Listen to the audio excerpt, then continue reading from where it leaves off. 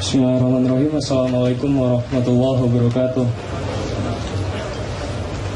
Langsung saja ke pertanyaannya. Namun sebelumnya, waktu saya kecil itu saya pernah dapat cerita dari bapak saya. Ini mengenai judul Keledai Lestari ya. Nama saya Rijal ya. Jadi pada zaman dahulu kala diceritakan seorang saudagar yang membawa dua keledai. Satu keledai membawa satu karung berisi pasir, kemudian keledai satunya membawa satu karung berisi garam. Ketika di tengah perjalanan, karena berjalan bermil-mil gitu, jadi satu keledai turun ke sebuah danau untuk minum air, dan ternyata yang terlebih dahulu turun itu adalah keledai satu yang membawa pasir, yang membawa karung berisikan garam. Kemudian setelah keledai itu naik ke permukaan, naik ke atas daratan, terlihat kebugarannya gitu. Dia jalan lebih cepat, dia jalan yang tadinya karena berjalan bermil-mil, kemudian ketika dia turun ke danau tadi, kemudian dia naik ke daratan, keledai yang satu ikut-ikutan gitu. Ketika keledai yang satu turun, yang membawa satu karung berisikan pasir tadi, ketika naik ke permukaan malah merasa berat gitu. Bahwasanya kesimpulan dari cerita ini adalah annama yasuhu lisahsin la yasuhu li ghairi inna taqlida bi ghairi hudan dolalun musafahatun. Jadi wa kam mislika min bani adam yuqalliduna bima yaruna wa hum la yafqahun. Bahwasanya apa yang menurut orang lain itu baik belum tentu menurut orang sekitarnya juga baik gitu. Pada hakikatnya manusia juga seperti itu. Karena iman itu berproses. Tidak serta-merta ketika seorang beriman ketika seorang itu beriman kemudian dia terus beriman. Bisa saja detik ini dia beriman, kemudian selanjutnya dia beriman gitu. Yang jadi pertanyaan saya kembalikan lagi ke pembahasan bulan lalu tentang titik koordinat. Bahwasanya kita sebagai manusia, kita memposisikan diri kita di mana gitu. Ketika kita berdiri di depan kita dan kita membawa agama sebagai petunjuk bagi kita, kemudian di manakah kita memposisikan diri kita terhadap agama tersebut? Bagaimana kita membawa diri kita terhadap agama tersebut gitu? Sebaiknya bagaimana gitu? Karena pada dasarnya manusia melihat sesuatu yang lebih baik, ingin melakukan sesuatu yang lebih baik, yang serupa. Tapi padahal dia belum tahu bahwasanya sesuatu yang baik, yang dia anggap baik itu ternyata tidak baik pada dirinya gitu. Oke, kita kembali ke ilmu dasar bahwa baik atau benar itu akan ada tiga macam, dan kita berdialektika di antara tiga itu. Satu, benermu sendiri yang belum tentu benar bagi orang lain, atau benernya orang lain belum tentu benar bagimu. Nomor dua, benernya orang banyak. Benernya orang banyak ini kan kayak demokrasi, itu disepakati, dipikir itu yang terbaik, dan ternyata orang banyak belum tentu benar juga. Maka kewajiban manusia setiap hari adalah kreativitas, kreatif, waspada, dan penetratif atau determinatif, serta peka untuk mencari benar yang ketiga, yaitu benar yang sejati. Nah, dialektikanya ya terus menerus, Mas. Dalam pencarian kebenaran yang sejati itu kita bertengkar-tengkar, berdebat-debat. Ya memang begitu hidup itu. Nah, kalau keledai tadi kan itu kan soal ilmu, Mas. Dia tidak tahu bahwa kalau garam itu larut di air, sementara pasirnya kan enggak kan gitu. Pasirnya kan malah jadi lebih berat kan gitu.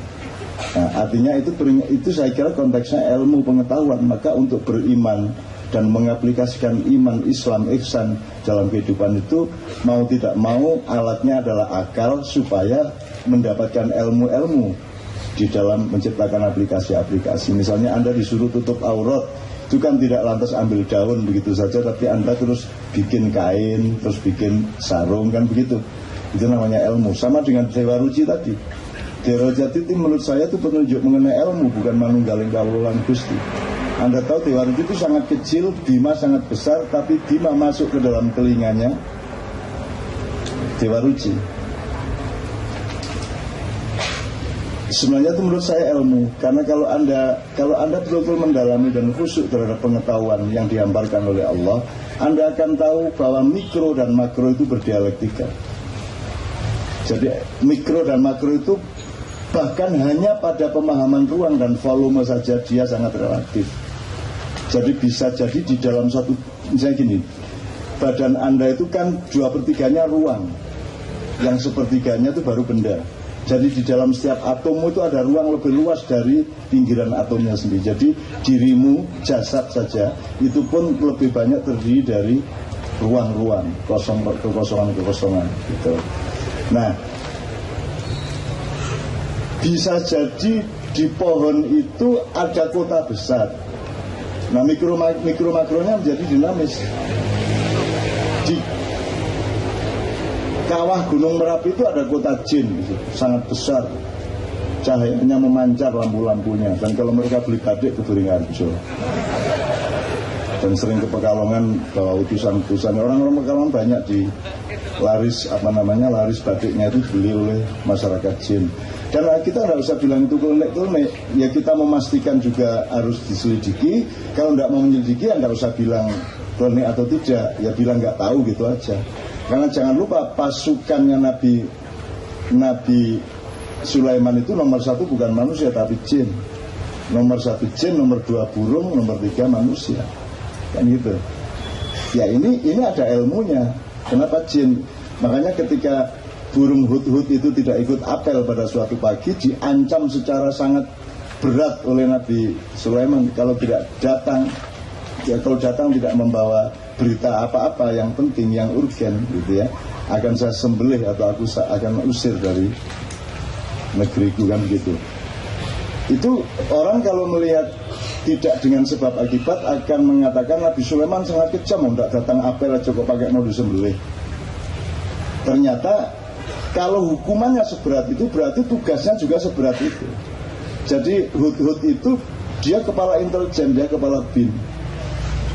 Burung hut itu. Jadi karena dia punya spektrum penglihatan dan punya jangkauan volume, jangkauan ruangnya lebih hebat dari manusia, maka dia intel, maka dia mencari berita-berita baru, kasaf, ya, kasful hijab, dia menguak bukan kasful hijab, misalnya kasful hijab itu menguak hijabnya orang untuk melihat isinya, kan begitu kan.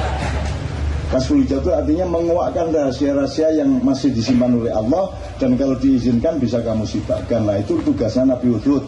Maka Nabi Hud, burung Hud itulah yang kemudian memberikan informasi dan panduan untuk bikin piring terbang, bikin kolam yang sangat luas, bikin bikin software untuk bisa berkomunikasi dengan hewan-hewan kecil sampai semut dan seterusnya. Itu Nabi Sulaiman menguasai supra teknologi yang luar biasa. Itu loh Mas.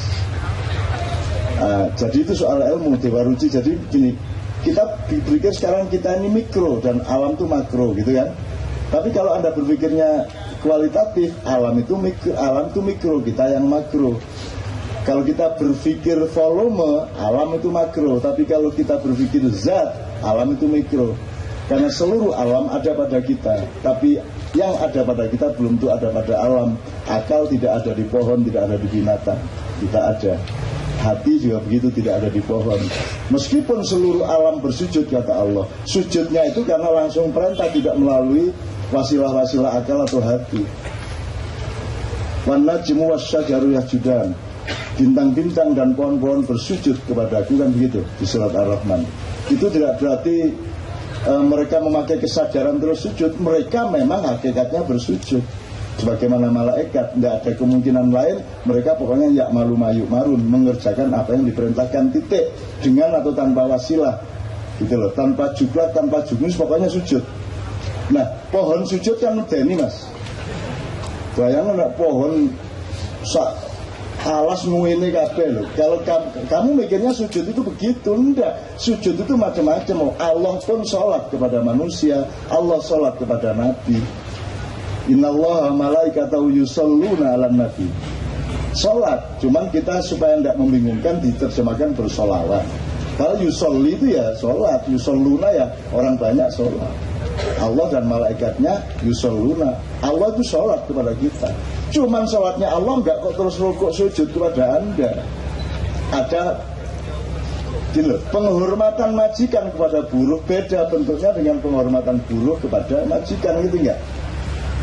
Cintanya anak kepada ibu beda dengan cintanya ibu kepada anak. Kalau anak mencium tangan ibunya, tapi kalau ibu bukan mencium tangan anaknya tapi ngelus-elus kepalanya, kan begitu. Anak kok balik mulai nang ngomong ibumu kok kan ngene-ngene. Nah, jadi bedakan Mas antara esensi, substansi dengan aplikasi atau atau ekspresi, kan beda. Ekspresi itu budaya. Nah, jadi kembali ke pertanyaan Anda tadi, kebenaran itu 3 macam. Dan kita terus-menerus hidup selama kita di dunia ini, ya kita terus-menerus mencari. Dan di dalam mencari nanti pasti ada benturan, ada gesekan. Nah, maka disiapkan, misalnya Nyun Sewu, kalau Anda hanya siap tafsir, Anda hanya akan menghasilkan mazhab yang akan memecah belah umat. Tapi kalau Anda memakai tadabbur, tidak. Sekarang gimana Mas? Kalau Anda mau memakai Quran kan harus menafsirkan. Masa tidak menafsirkan? Kalau saya mau makan gedok aja kan saya tafsirkan ini gedok, bukan. Ini harus pasti gedok baru saya makan. Kan harus saya tafsirkan melalui ilmu dan pengetahuan bahwa ini gedok. Jangan-jangan cuma bentuknya tok gedok tapi di pangan dadak busa misalnya gitu. Itu kan tafsir Mas. Ya, sekarang kalau tafsir itu mempersyaratkan ilmunya harus dinahwu, sorobnya beres, asbabun nuzulnya harus tahu segala macam, lah terus tukang becak angkringan biar jadi wong Islam yang baik, wong dia tidak mungkin menafsirkan kalau syaratnya begitu rupa, harus akademis, ilmiah segala macam. Maka tafsir itu diperlukan asal di dalam kerangka tadabbur. Kalau tadabbur itu sederhana. Mungkin kamu tidak bisa baca Quran beneran, tapi kamu mencintainya, sudah lumayan. Kamu tidak bisa seluruh ayat, kamu beberapa ayat, tapi beneran kamu megangnya. Itu tadabbur. Dan tadabbur syaratnya adalah Anda menjadi lebih baik, menjadi lebih dekat kepada Allah. Nah, tafsir tidak ada syarat itu. Tafsir itu unjuk ilmu, unjuk kehebatan, unjuk kecanggihan. Akhirnya terjadi adalah perpecahan umat. Kan begitu. Saya tidak menyalahkan tafsir. Tafsir penting, tetapi harus diikat oleh tadabbur. Kalau tadabbur, kayak Anda ini kalau dijata kira-kira sing iso maca Quran piro kan yo menderita atau yang baca. Hasil penelitiannya, walah gak iso, turutan yo gak tamat. Gitu kan. Turutan itu justru 30 yo gak tamat arek-arek iki. Lain kuliah ayo kafirun kuola balik kabeh. Jual kamu sama bunuh mata pun buat bolang balen nikah tutup kan karena ayatnya agak sukar itu kan gitu. Itu ndak apa-apa, terbalik-balik juga ndak apa-apa asal engkau cinta. Kalau tadabbur begitu, yang penting knalpotnya mengeluarkan asap yang tidak berwarna, tapi tetesan-tetesan air dan getaran-getaran saja, berarti mesinmu bagus. Maka tadabbur itu berasal dari kata dubur. Tadabbur itu urusannya bukan canggih apa tidak, hebat apa tidak, ilmiah apa tidak. Urusannya tadabbur adalah kesudahannya menjadi lebih baik apa tidak orangnya. Tadabbur itu kesudahannya. Jadi outputnya, akibat dari tadabbur itu, meskipun cuma satu ayat, meskipun cuma mencintai halo-halo tok sama Quran, punya Quran nggak pernah dibaca, pokoknya dicekel tok. Aku gak semua ya bismillah, tapi aku tersno gitu ya. Itu lumayan itu, gitu Mas. Kan mayoritas umat Islam tidak mungkin menafsirkan dengan syarat-syarat itu lagi mendengar. Nggak mungkin dong. Itu kan hanya untuk para ulama. Dan Al-Quran tidak untuk hanya para ulama. Al-Quran untuk kita semua. Itu saya akan menulis banyak soal itu. Misalnya Iqra aja itu bisa kamu tulis 10 buku besar, 100 buku besar. Iqra tok loh. Endingnya baru mulane ta bismi rabbik alladzi khalaq. So ikro mubeng ikro apa maksudnya, ikro apa, kepada siapa, subjeknya siapa, yang dibaca apa siapa, huruf apa, alam, mutlak nggak karuan. Endingnya sederhana, makanya ikro itu tidak usah pinter-pinter, yang penting bismi rabbik. Kenapa bismi rabbik? Karena alladzi khalaq. Emang kenapa kalau alladzi khalaq? Khalaqal insana khalaqal insana min alaq. Jadi itu sebab akibat, mata rantai dan seterusnya. Itu kalau setiap tukang becak dan tukang ojek sama Gojek, taksi disuruh menafsirkan gitu aja, gak sih nyambut gawe, bendino dulu asbabun nuzul, gak pernah jadi orang Islam yang baik kan gitu Mas ya, jelas ya Mas ya. Jadi tidak apa-apa memang dialektika begitu. Yang untuk mahasiswa, kan Allah tidak nyuruh, Allah atau siapapun kan tidak nyuruh Anda menjadi agent of change, tapi you can be agent of change of yourself. Anda bisa menjadi perubah dirimu sendiri, dan itu sudah cukup, gitu loh. Anda pikir saya bisa merubah Indonesia? Tidak iso saya. Saya sudah 63 tahun, tapi gak iso merubah apa-apa. Buktinya semakin saya tua semakin rusak negara. Gimana coba? Terus nanti saya masuk akhirat, gimana kamu itu? Makin tua makin rusak negaramu. Lalu mau satu diganti lo, kulo mboten kulo senes presiden ya, lagi. Jadi Anda tidak ditagih Mas. La yukallifullahu nafsan illa wus'aha. Menurut saya Anda ngomong begitu itu sudah sebuah perubahan yang luar biasa. Yang penting sekarang Anda merubah dirimu sendiri. Dan orang Ma'iyah ini menurut saya, kenapa Anda datang jauh-jauh, ada yang dari Tangerang, dari Depok, dari mana datang ke sini? Karena Anda adalah orang yang sudah berhasil merubah dirimu. Betul nggak? Ibarat orang di Malioboro tidak jalan di trotoar utama, tapi Anda sudah mulai masuk gang. Nggak kerasan sama yang di situ-situ, terlalu banyak subhanallahnya, terlalu banyak astagfirullah, terlalu, apalagi kalau pas ketemu yang Allahu Akbar, Masya Allah ya? Maksudnya rakyat itu yang susunya gede, Masya Allah ini Masya Allah ya kalimat thayyibah diurus di hukum negara menurut akhirnya Anda masuk gang. Saya dulu dididik di Malioboro oleh Mas Umbulan Rupan, dididik dalam arti empiris dan keteladanan. Kalau dia sudah melihat bahwa anak didiknya itu sudah tidak melewati jalan umum, tidak mainstream, dia mulai tidak kerasan di tengah orang banyak, dia mulai masuk gang, cari yang sunyi untuk kontemplasi. Nah, ini berarti mulai merubah dirinya dia, gitu loh Mas. Jadi dia mulai ketemu sama dirinya sendiri. Karena begitu Anda bersama orang banyak, itu Anda kehilangan diri, Anda menjadi bagian dari orang banyak. Tapi setelah Anda masuk gang, menjadi Malioboro, jadilah wali yang mengembara. Dadio wali kan ngumboro, disingkat Malioboro. Anda nanti masuk ke Malioboro, kalau sudah masuk gang-gang kecil, berpengalaman, terus masuk Malioboro lagi sudah tidak masalah, karena Anda sudah tinggalnya topo ngerame. Jadi Anda mampu menemukan sunyi di tengah keramaian kayak apapun. Anda tetap konsentrasi di tengah keriuhan kayak apapun. Kalau Anda sudah mencapai itu, Anda pemimpin. Semua pemimpin yang pernah ada di Indonesia, semua terseret oleh keramaian. Semua traumatik oleh kegaduhan, kan begitu. Tidak ada yang bisa menemukan sunyinya. Tidak ada yang bisa menemukan kontemplasinya. Tidak ada yang bisa menemukan cahaya murninya di dalam diri, kan begitu. Ya, tapi umpama saya ditawari suruh ngurusi Indonesia, jamin nek sakit mboten ulah ampun lah, ruwete kaya ngeten mboten lah. Tapi nek dipaksa ya siapa meneh. Tapi kalau saya disuruh ndak mau saya. Kalau saya disuruh ditawari gitu ya milih enggak saya. Milih enggak. Wah, ruwetnya kayak gini.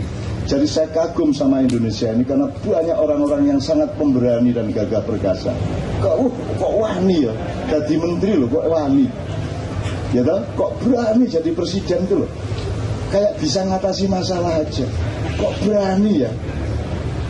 Saya tidak berani jadi apa-apa loh Mas. Beraninya cuma gini-gini cok. Makanya saya tidak berarti di Indonesia, saya tidak punya makna apa-apa, saya bukan faktor dan saya tidak diperhitungkan oleh siapapun, gitu kan. Dan saya mending tidak bisa diperhitungkan sehingga tanggung jawab saya juga tidak banyak-banyak di depan Allah. Gitu ya teman sekalian ya. Bahwa nanti Anda harus taat kepada kemauan Allah itu pasti. Tetapi kalau Anda ngomong objektif dan ngomong pakai nalar hari ini, di saat ini dalam keadaan seperti ini, maka Anda pasti punya pilihan-pilihan yang rasional, gitu ya. Oke, saya kira teman sekalian ini sudah jam 3 lewat ya. Sudah jam 3 lewat, alhamdulillah.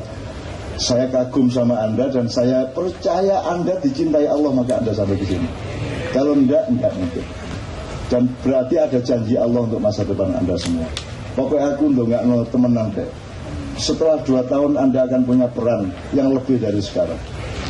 Tolong yang santri ataupun yang tidak santri, yang muslim ya, yang tidak muslim kan punya jalan yang juga ditunjuki oleh agamanya.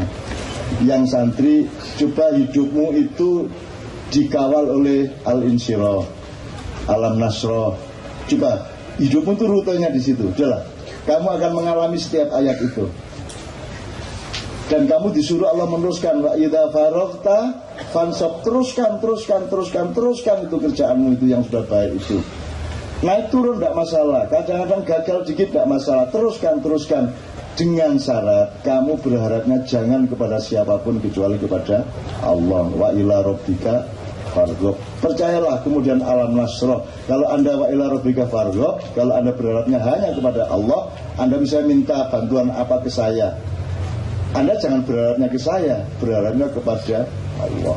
Maka Allah akan ngasih alam nasrullah kasatul, akan dikurangi bebanmu oleh Allah, dan akan dilapangkan dadamu, dan akan dikurangi bebanmu, dan akan dinaikkan derajatmu Allah Subhanahu wa ta'ala. Jangan khawatir. Saya sangat percaya kepada Allah. Saya tidak percaya kepada selain Allah. Oleh karena itu rahasia-rahasia ilmu Allah lambat atau cepat akan diungkapkan pelan-pelan, dan nanti pada saatnya Anda semua adalah orang-orang yang akan menikmati cinta Allah berupa berkah dan kedudukan-kedudukan yang memang layak untuk Anda semua. Gusmus, saya mohon diakhiri dengan 1-2 pesan yang terpenting, kemudian didoain bersama.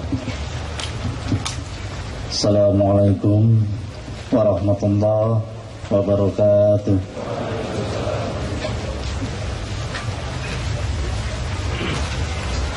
Pertemuan beberapa